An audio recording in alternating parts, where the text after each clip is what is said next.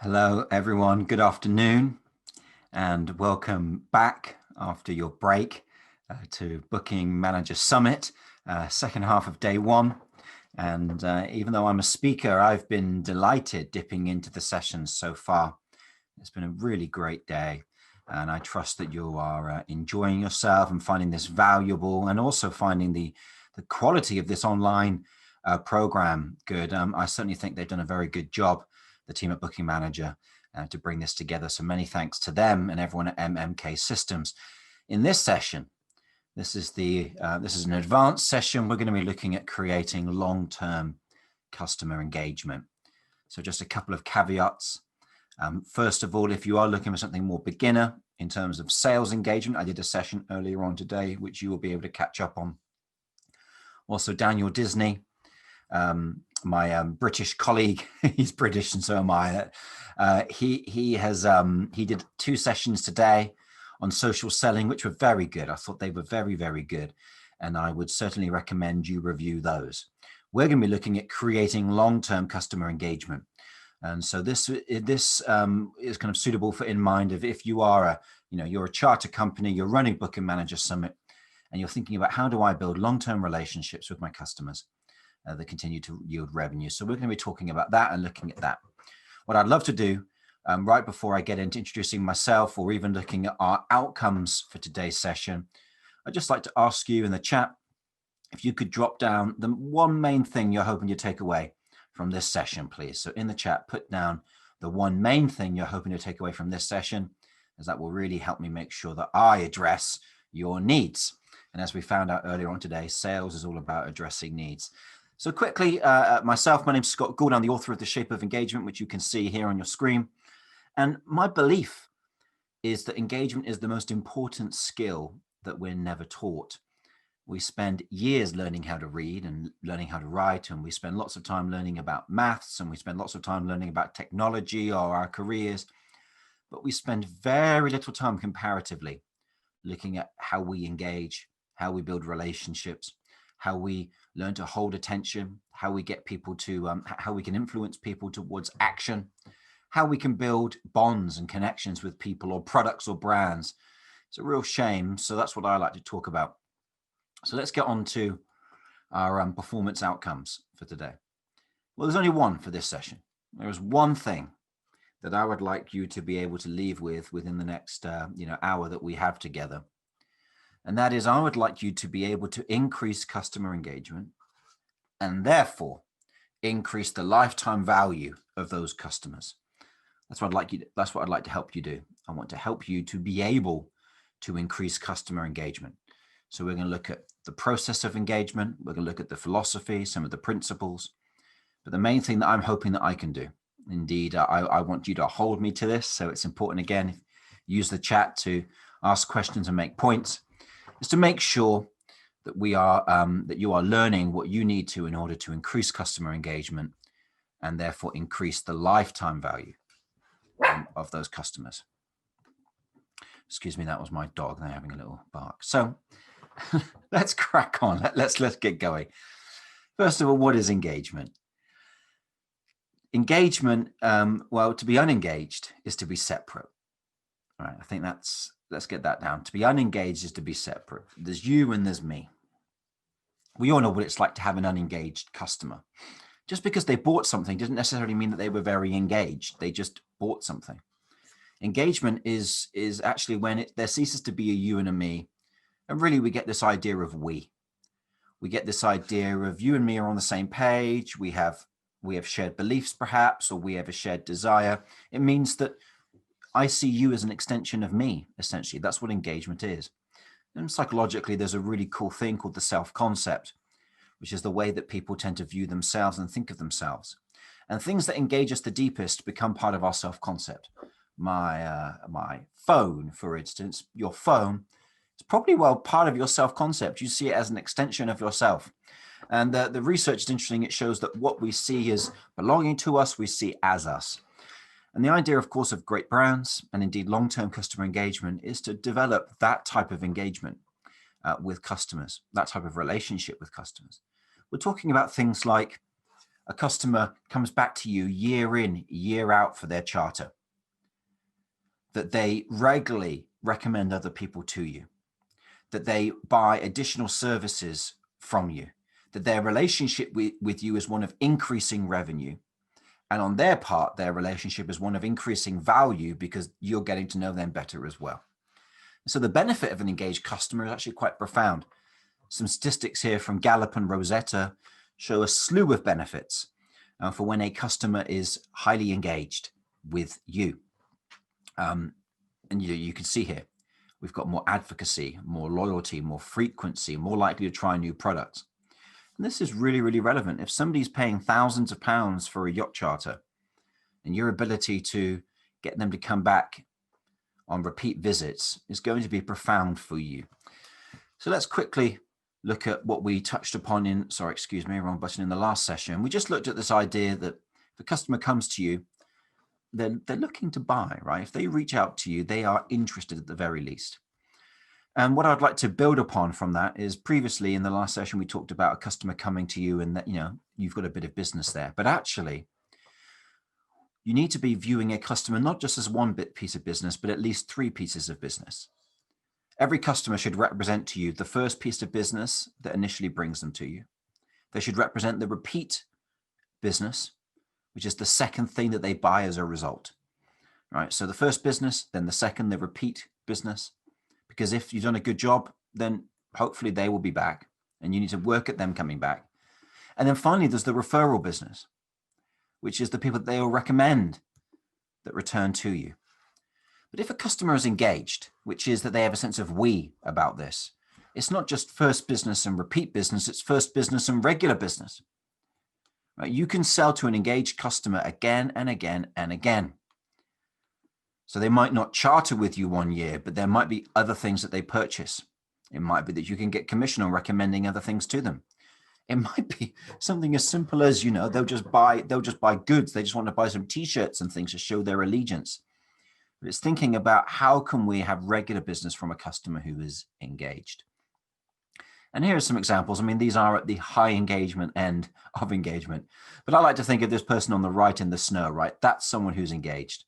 They're coming to you regardless of the sleet and snow, right? And no amount of money will get somebody to do that. That is because they care. We've got Star Wars levels of engagement. And of course, we've got people here who've tattooed their favorite brands onto themselves. Now, I'm not suggesting that you're going to get people to tattoo the name of your company onto them. But what I am getting at is that there is a level of highly engaged relationship that really we want to be using as what we're aiming towards, because then anything less is still going to be fairly engaged. Whereas if we just try to just do a bit better than our average engagement, then actually we're not really stretching ourselves. And as I've said, the power of engagement, as we've seen in these photos above here, is that investing into you is the same as investing into me because we are a we. Right? That's it. I mean, and you will know this. If you think about your best customers, people that you know, the people that come back, the people that refer you, there is a sense of unity, of really we're on the same page here. We both love this. You may even feel that having them as your customer it benefits you even just beyond the financial benefits, that actually it just feels good. You like them. You're glad that they're your customer. So these are a range of things that begin to happen when we think about customer engagement. Now, I said earlier in my session earlier today that the mindset of sales is that sales is not magical. It's a process we're doing every day. And, it goes the same for engagement. Engagement is not magical. Engagement is a simple process that anyone can do because we are engaging every day. The issue is, can we learn what that process is? And indeed, that's what I'm going to endeavor to walk you through today. So we're now going to look at the 3 processes of engagement. Right?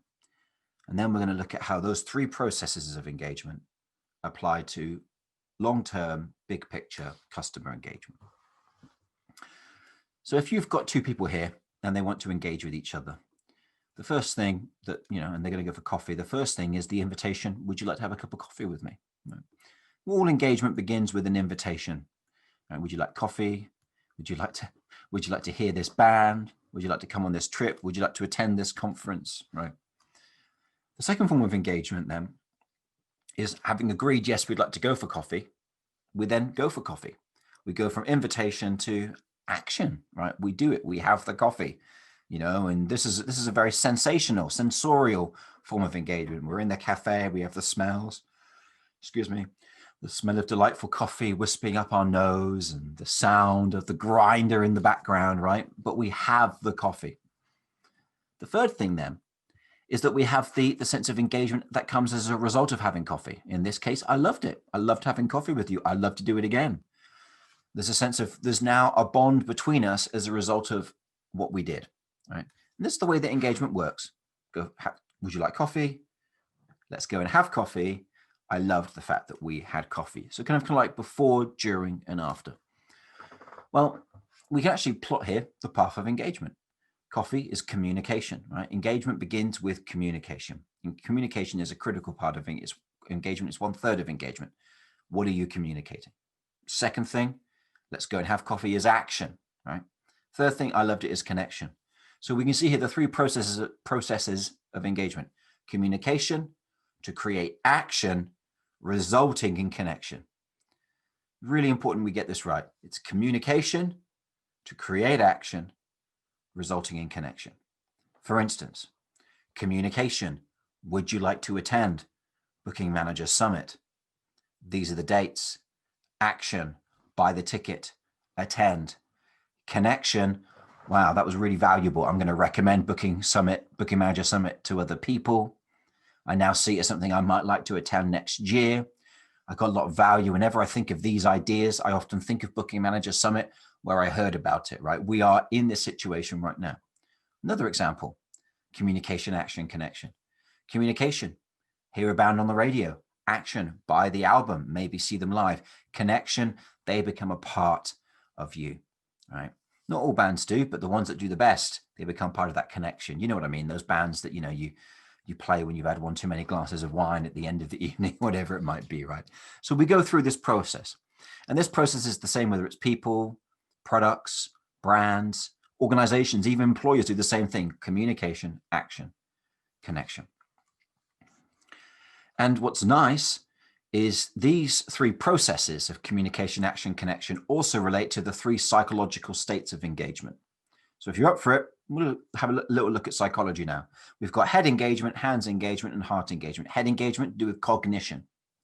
Hands engagement is to do with action. It's to do with what we do. It's behavioral. And heart engagement is the part where the connection lies. It's to do with, it's more than our emotions. It's to do with our affections, with an A, affections, the things that we have, that we are affectionate of, that we're bonded to. And if I can show you, these actually relate to portions of the brain. There is neuroscience that lies behind this. Communication is to do with our prefrontal cortex. It's to do with our knowing and understanding portion of our brain. So when you communicate, you are seeking to achieve knowing, understanding, curiosity, right? Somebody's like, okay, I'm involved in this. When it comes to action, the prefrontal cortex is being used a little bit less, and we're actually using more of the midbrain and an area called the cerebrum. And now, often this is to do with doing, it's to do with behavior, the things that we're involved in, the things that we're practicing. It's very physical often. And at its best, it's similar to the state of flow that you may have heard of. The idea that we get lost in doing something, time fades. Why? Because the front of our brain is actually turning off a little bit, which keeps time. And we're now using the middle of our brain, which gets more absorbed in the task. And then finally, this idea of connection, the heart type of engagement, actually happens in the top of the brainstem, in an area called the ventral tegmental. And this is where we find someone's sense of identity is based. It's where we have our bonds of love with family members or things or friends. And so all of this stuff goes on there. Now, ideally, you want to kind of get your organization down into that point, right? Down here, as you can see on the screen, right? Down here into that base, into that kind of, that top of the brainstem, bottom of the midbrain area. Because that's our goal. And there's a process for us to get there. And like I said, this process is the same for things, brands, and people. So what's really important when thinking about long-term engagement is establishing that how if you want to engage people in your brand, your company, your offering, you need to think about how would you engage one person, and then you repeat that, right? So we have these 3 engagement imperatives. We've looked a little bit at some of the psychological things that sit underneath this. What's really critical is the flow, right? Which is to say that what we communicate has to precede the action that we request from people. People can't act unless they know what we're asking them to do. And people can't have a connection with us unless they've done something based on what we've communicated. It's an error to think that people connect before they act. It doesn't work that way. We act and then we connect as a result of our actions. And the reason is quite simple. It's because the parts of the brain that are required for us to build new connections are opened up by action, right? It's really quite profound. For instance, the reason why we remember really, really powerful memories. And that's because generally really powerful memories invoke much of our senses. They're not just purely a mental thing. We remember how we felt. We remember being there. Our physical body was alert, right? That mid part of the brain. And when that is open and active, then the ventral tegmental is then more open to actually capture those memories and remember them. It's really, really important thing here. So we have to kind of go through here. But the way that I want to actually go about looking at long-term customer engagement is to work backwards today.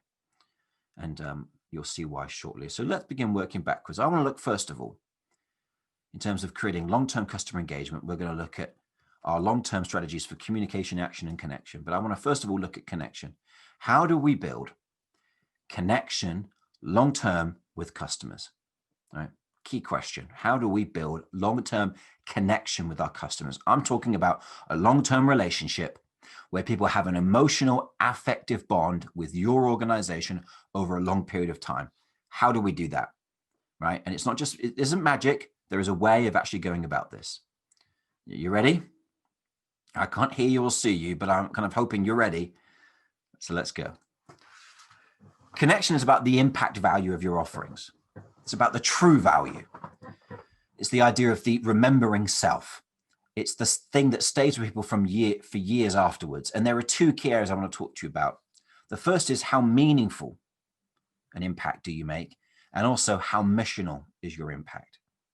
By meaningful, as you can see on the screen here, I'm talking about what difference do you make? What difference do you make? All right, not just what do you sell, what difference do you make? What is the impact? What is the actual felt difference? And what is the remembered difference that you make? I don't remember, oh, I went on a boat. I remember how I felt, right? What's the actual difference? And the second question for the meaningful category is, what does it mean to be your customer as opposed to somebody else's customer? What is it about the difference that you make that others don't make? Now, those who work in marketing will understand we're possibly here talking about, unique selling proposition, and we're talking about uniqueness. And we're not going to really go into uniqueness heavily, but I do think it's important for us to have some idea of what is it that we do that others don't do? Why is it meaningful to be my customer as opposed to someone else? Now, for instance, I have a value. I have consulting clients. I have those who hire me to speak like I'm speaking today. I have clients that I write for. I have clients that I do training for online. One of the things that I hold dear is that if you become a client once, you remain a client of mine, even if you don't purchase again from me. And so that means you become part of my network of clients where I provide specialist things to my clients that I don't provide to others. I also have a guarantee that when you are a client, I will work to fulfill the job to the point of complete satisfaction or your money back. So I have these things that I really focus on developing and delivering, which means that it's unique to be my customer, right? You won't get that lifelong relationship with me if you're someone else's customer. So what's the equivalent for you? And the second thing, missional, it's actually similar, because missional is really about what's your mission as an organization? What do you stand for? I guess is what I'm saying. What is it that you stand for? What is it that if people actually get to go on a boat trip with you, let's say, they charter through you, that actually makes you unique again? And how can people get involved in this mission? Now, you might not quite clearly get what I mean. So let's look at some examples of meaningful and missional. This is an old one, but it's a fantastic one. Back when the iPod was launched, it was launched with the slogan of 1,000 songs in your pocket. Whereas other MP3 players were launched with this sales pitch: 1.8-inch color LCD screen, 2 gigabytes of memory, plays music, integrated FM. They listed all the features, right? This is features, but this is what it means. I have 1,000 songs in my pocket, right?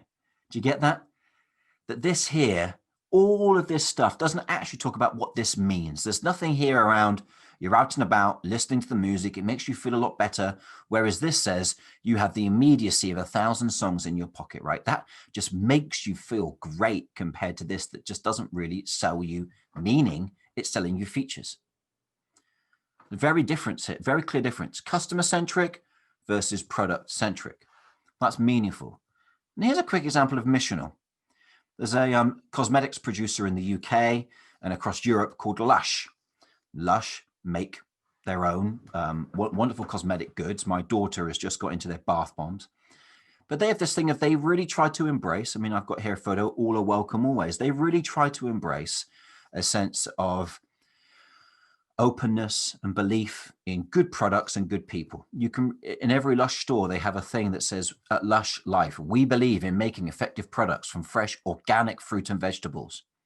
We invent our own products and fragrances. We make them fresh, little or no preservatives or packaging, only vegetarian ingredients. We believe in buying ingredients only from companies that do not commission tests on animals and in testing our products on humans, right? So you've got all these things that they talk about. Now, I'm not saying that you are going to be having a stance of we believe in eco-sailing necessarily, but it is getting an idea of what do you stand for. Let's look at a few more examples. Here's an example that you might be aware of from Apple. Is they've gone really big on privacy. They're saying privacy is a fundamental human right, and Apple, it's one of our core values. They've really tried to make a push on the fact that privacy is something that you get when you're an Apple customer. So not only is it meaningful, it's missional.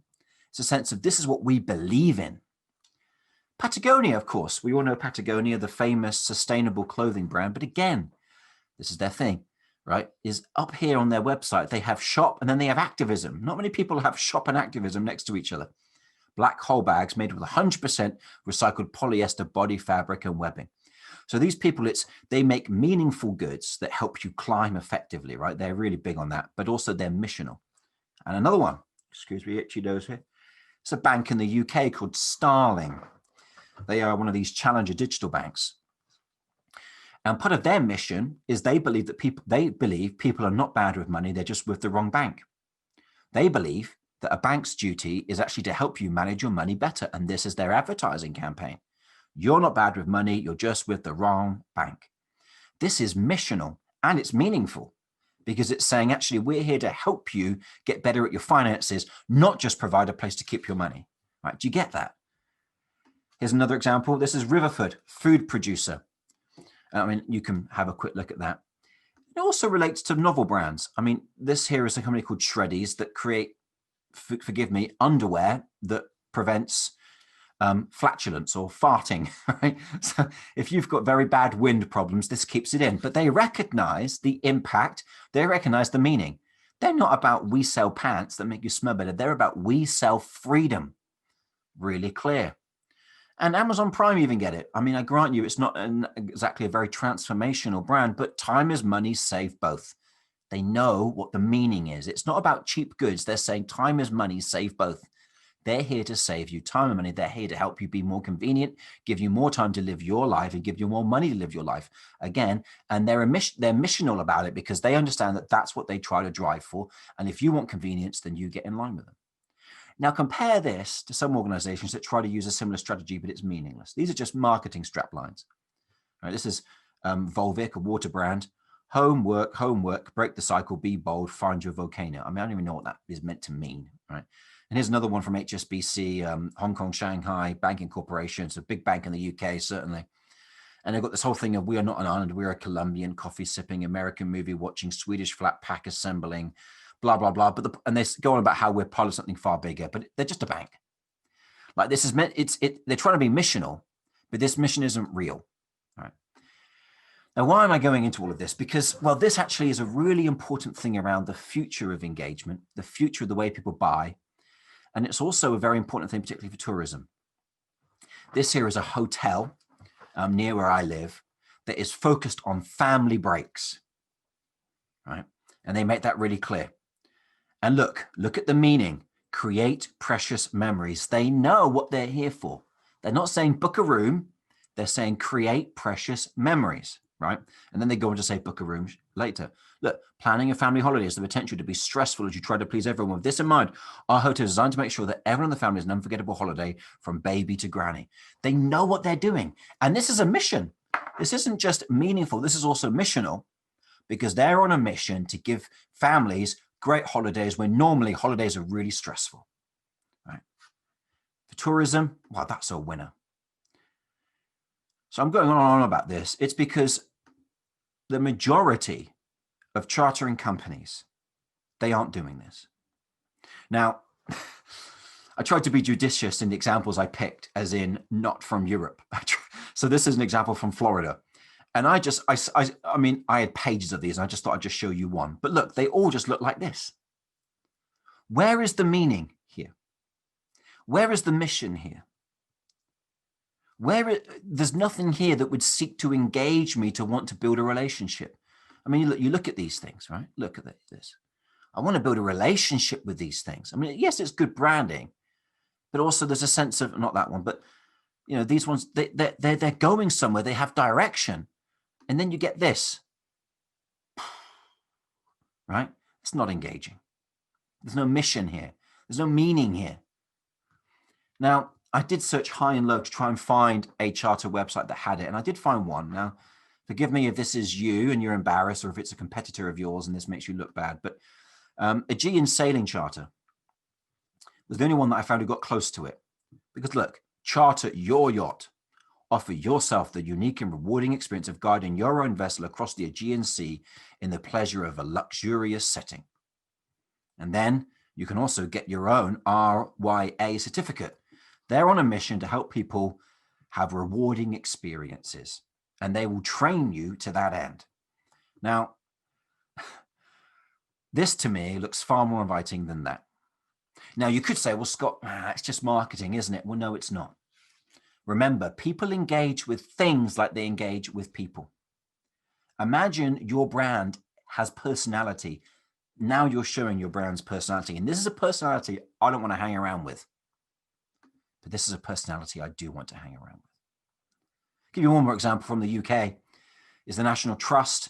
National Trust is the British organization that looks after many of our kind of outdoor properties, grand castles and country houses. And look, again, missional and meaningful. Meaningful moments of calm. Find ways of getting closer to nature. And their mission is they try to help people get closer to nature. And actually, one of the great things about them is people in their cars stick the stickers that show their membership, which they build up over years. So people get to show that they're aligned with this mission. So here's what I've spent a while trying to get through to you. Is if you want to connect to customers long-term, you have to be meaningful and missional. I'm not saying you have to be, we're going to save whales. We're going to be the first eco-friendly charter company. Although if you are that, that's great, because that's a clear niche. The point is you've got to give personality to your brand and to the relationship that you now have with your customers. All right. Well, is this really the future? Scott, aren't you just blowing smoke up everyone's proverbials? Well, no. This is the progression of economic value. And I showed this last year from Pining Gilmore. Originally, value was made by extracting commodities from the ground. If we think of coffee, worth a couple of cents for bags of coffee. As a good, coffee was worth, say, 50 cents for a coffee. If you buy, a pack of, instant coffee or whatever. As a service, we're in a restaurant or something. Coffee, 1 or 2 euros, maybe you'd pay 3 euros for a coffee or dollars. As an experience, imagine you're at Cafe Florian, St. Mark's Square in Venice. You're now paying, up to 15 euros for your cup of coffee, right? It's an experience. You're paying for the ambiance. You're paying for time well spent being there. But as a transformation, being trained to make great coffee, well, you're going to pay hundreds. Oh, excuse me. And this is the important thing, is that the way the world is going, and this is true of charters, is people don't buy a charter for a commodity. A yacht isn't a commodity. We know that. A yacht is a good, but I'm not buying it as a good. Now, yes, you could say I'm buying it as a service, but the outcome that I want when I charter a yacht, having done it, I want an experience. And I look at your personality of your brand from your website, and the question is, and your customers should be saying, I want to be around you. If they're not saying, I want to be around you because it looks like this, you are not going to have long-term customer engagement. And of course, the way the world is moving is towards transformations as our prevailing economic offering. I mean, it's going to take a while, but this is now no longer I want to be around you. This is I want to be like you. Hence, I want you to train me. I want you to help me become, which is again what this answers so nicely up here. All right, well, I think I've labored a few points there. Hopefully this is hitting home. Please, in the chat, if you have any feedback on any of this, stick it in and I can make sure I adjust it to you. So we've looked at connection. Right, we looked at how we can begin connecting to the heart. And those are the things that connect to the heart. I want to tell you, price does not connect to the heart. Even quality doesn't necessarily connect to the heart. It's about what something means in my life that connects to my heart. Really important that we get that. Right, now let's look at action. Right. Action is the part of engagement where people are doing. And if you remember the last image we showed, well, actually experiences are around action. That is the action part of engagement. You will not have highly engaged customers over a long-term period of time if you're not providing sensational experiences, as in your experience is sensational, as opposed to it's average. And also if you're not providing experiences that are social. What I mean is that we do them with other people. And of course, sailing is all about that. But many sailing sites never actually seem to show those images, right? Chartering is a social activity. And the experiences that are most engaging to us are social, because then we remember them more because of the neuroscience that's kicking in. I won't go into it now, and you can email me about it if you want to know more about it. So I want to say too much about the actions of what you do. Many of you as charter companies will be delivering great experiences. And so you've got this middle part of action and hands engagement on what they do and engaging them in the moment down to a T, right? So now let's look at communication. And this really is now the tactical portion, right? How are we going to communicate in a way that we can keep people engaged?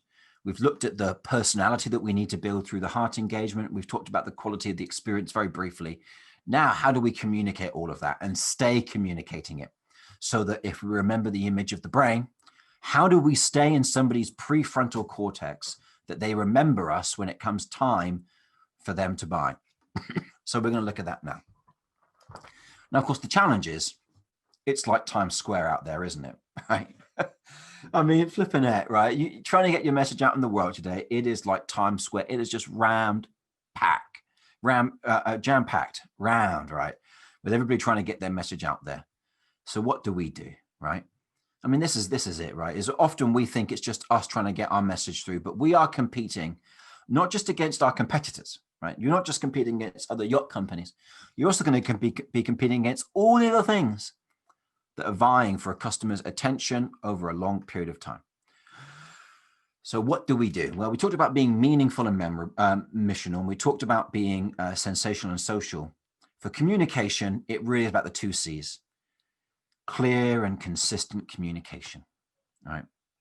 So there are 2 things that we need to do if we want to communicate well. The first is to be consistent in our communication, which is to communicate on a consistent basis, but also to have a consistent style in the way that we communicate.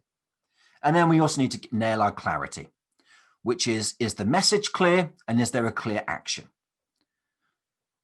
Now, these seem really obvious, but your ability to execute these effectively over years is what will yield long-term customer engagement. And I don't see many people actually executing these things very effectively over a long period of time, other than large brands. So let's first of all look at consistency. And I want to introduce you to a concept called ESOV. ESOV, what's ESOV, you say? Well, I'm so glad you asked. ESOV stands for excess share of voice, and it's based upon the research of Schroer and John Phillips, actually, John Phillips, in the HBR in the early 90s. The source is here on the screen. And they studied share of market and share of voice. Share of market is out of the total market offering something, how much of a share does this company have? And they looked at the share of voice, which is out of all the communications that's going out, advertising, via print or radio or television, what have you, how much of this is attributed to the same company? And they found that in general, the rule is share of voice will equal share of market. Right. Now, I'm not saying that's a hard and fast rule, and it might not be a hard and fast rule in a bit more of a niche of chartered yacht sales around the Adriatic or the Aegean, for instance. But the principle here is one that we do need to pay attention to, particularly because, of course, if you want to increase your share of market, what do you do? Well, I'm sure you've guessed it. If I increase my share of voice, then in time, the share of market will grow in accordance with my share of voice.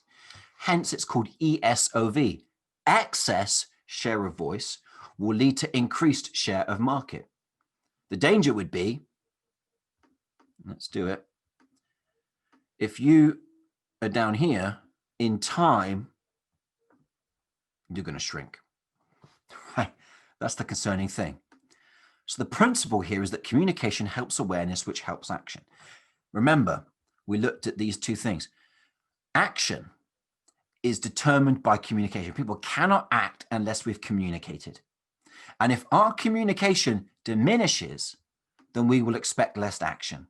Whereas if our communication increases, we can expect more action. Think about it, right? I mean, I'm not, it's quite simple, but this is about staying in the mind. It's being remembered, right?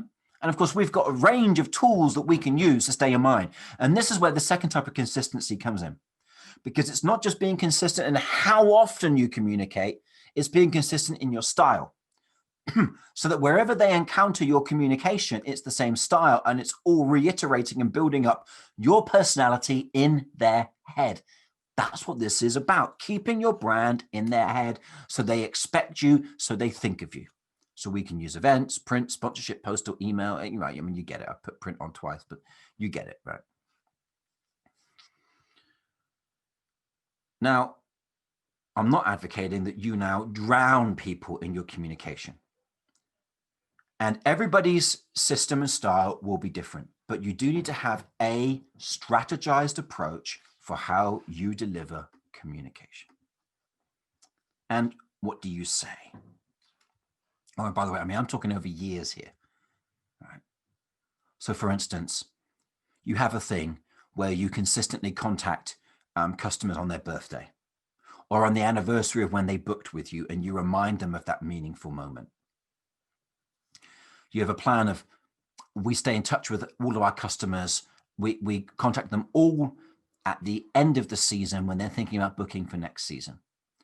We contact all of them around the Christmas period to wish them a Merry Christmas and offer, I don't know, a discount code maybe or whatever, but you have a consistent way of staying in touch. Now, what do you say? Well, the first thing is you need to start with we. If you heard my session earlier, you would have heard me talk about we and the power of we to kind of the power of small engagement to affect bigger engagement. We've looked at it earlier on today. Of course, when we looked at this, we talked about how to be unengaged is there's a you and me. And when we're engaged, there's a we, right? And the principle is you need to start with we. And where do you derive your we from, right? Well, we is based in what's meaningful and missional to both of us. See, when you begin a communication, when you want to engage them over an action, the trick is to engage them in your communication over a we first. So you would say, as we know that we and our customers, we know that our customers are discerning individuals who believe in sailing, who believe in chartering trips that are great for the whole family. And to that end, we're really proud to be announcing, right? You are immediately connecting with me and engaging me in my identity. You're recalling me, recalling to mind how we're engaged at this very deep level. And then you're going on to try and engage me at a lower level. Boom. Like it's high success rate, because then you do that and boom, that happens. So you start with we. All your communication should be centered around the shared values that you believe in and that your customers believe in. And as I've said, price is not a value. Now, in the case of Amazon, save time, save money. Convenience might be a value. Wanting to live my life might be a value for someone. But low price by itself isn't really a value. So we start with we, but then what do? Well, we provide an action. It's remarkable how few people actually provide clear actions in their communication. And you see, without any action, there can be no connection. Without any action, there'll be no purchase. I mean, let's be clear on that. But without any action, there will be no further connection. What actions are we asking people to fulfill? Just check my time. Book now. Buy, join us for this, view this, like this, know about this, remember when, right? We're asking people to do things. And again, remember what I said earlier, when people are acting, then you've got a chance to build a connection, but you can't build a connection off of thin air. People have to do something for you to be able to build a connection with. Now, probably the most tactical thing that we'll discuss is ahead. And again, I just can't believe how often people get this wrong, is making your action clear. Tell me, which way is Mario's? Which way is Mario's? Is it the same direction as the fish and chips? Or is it the same direction as the terrace bar? This continues to confuse me. I can't remember which way it was. But it's amazing how often people's communication will be this unclear. You want to know what you should have in your emails is a button. Okay? Should be as clear as push the button, not just text links, but clear buttons that say book now, view this, do that, right? So that your communication looks like this. Consistently looks like this through social, through print, through email. You start with we, you talk about shared values, and then you offer a chance for people to book. So what was our performance outcome? It was to be able to increase customer engagement and therefore increase the lifetime value of these customers. How do we do that? Well, let's recap. You're going to work on your heart engagement by clarifying what you do that's meaningful and missional. What you do that has impact in their life, really understanding what that is in an experiential way, in a transformational way. And standing for something, being missional, standing for something. Doesn't have to mean that we're here standing for human rights and things. It doesn't have to be as big as that. It can just be, we believe in really great charter experiences where nothing goes wrong. We believe in charter experiences where you get to do everything you dreamed of and that little bit more. One bank that I know of, they're called Fifth Third Bank, and their slogan is we do everything 166% because 5/3 is 166%. Right? It's just having something that you stand for, that you rally action around. Next is then that your actions should be sensational and social. People should have great experiences, and I imagine many of you are nailing the great experience part. And then communication. Look, it's starting with we and it's pushing the button. It's being clear and consistent in your communication, having a very clear we, having a very clear sense of this is who we are, this is what our customers love about us, being really clear about it, and then providing very, very clear actions for what they should do. Well, it's 1:45, so we're on time. I just want to finish quickly with some book recommendations. If you want to delve more into this, the number one book I'd recommend to you is The Experience Economy by Joe Pine and James Gilmore. I referenced this with the progression of economic value. And this book is superb for not only understanding experiences, but also understanding the other elements that lead towards long-term customer engagement. And there's a range of other books here that you can check out, including my own. We now have time for question and answer. So I will be putting this out to you. I appreciate that there's a lot of different ideas in here. I'm happy to skip back to any slides, clarify anything more. I'm happy to answer any questions. I'm happy to recommend any further resources or look at any particular scenarios that you might have. So I'm now we're open for questions, and I am ready and excited to see what comes in. And while you're doing that, if you don't have a question, you might just want to check out some of these books, get them in your shopping cart. Like I say, I would definitely recommend number one, The Experience Economy by Pine and Gilmore. It's a superb book, 20 years old, actually. Just turned 20 years old recently, and this is a new edition. So make sure you get the one with this cover, the revised edition.